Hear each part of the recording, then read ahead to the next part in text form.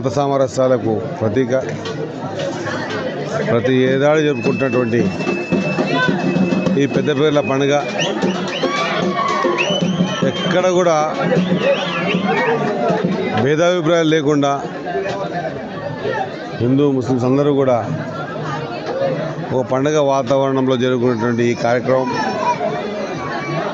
ఇంకా పల్లెటూళ్ళలో ఇంకా మన ప్రాంతంలో అందరం కూడా ఒకటే అనేటువంటి ఒక సూచికని తెలిపే విధంగా జరుగుతున్న ఈ కార్యక్రమం వాస్తవంగా కూడా దసరా, దీపావళి, ఉగాది ఎంత ఘనంగా జరుపుకుంటామో అంతే ఘనంగా కూడా ఇంకా ఈ ప్రాంతంలో పీర్ల పండుగ ఘనంగా జరుపుకుంటున్నారు. కాబట్టి దీని ద్వారా కలుషితం లేనటువంటి మనస్తత్వం అంతా కూడా ఒక ధర చేరి ఓ పండగ వాతావరణాన్ని తలపించే విధంగా ఈ కార్యక్రమం జరుపుకుంటేందుకు అందరికి కూడా హృదయపూర్వకంగా ధన్యవాదాలు తెలియజేసుకుంటా ఉన్నా.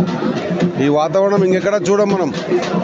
మన దేశంలో, మన రాష్ట్రంలో, మన ప్రాంతంలోనే ఎక్కువ ఈ ప్రతీక ఈ కార్యక్రమాన్ని ఘనంగా జరుపుకుంటున్నటువంటి మా సోదరులందరికీ కూడా హృదయపూర్వకంగా నా కృతజ్ఞతలు, ధన్యవాదాలు తెలియజేస్తాను. పెద్దపీర్ల పండుగకు హసీన్ హుసేన్ ఏదైతే ప్రతిష్టాత్మకంగా ఉందో ఇది అమర్చింతలో ఒక ఊరికే కాదు, చుట్టుపక్కల ఉన్నటువంటి అనేక మండలాలను కూడా పెద్ద ఎత్తున ఇక్కడ చేస్తారు.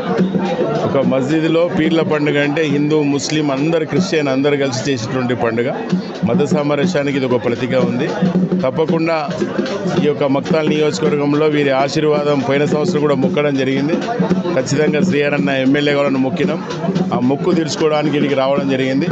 ఇప్పుడు కూడా దేవుడిని మొక్కుకున్నాం.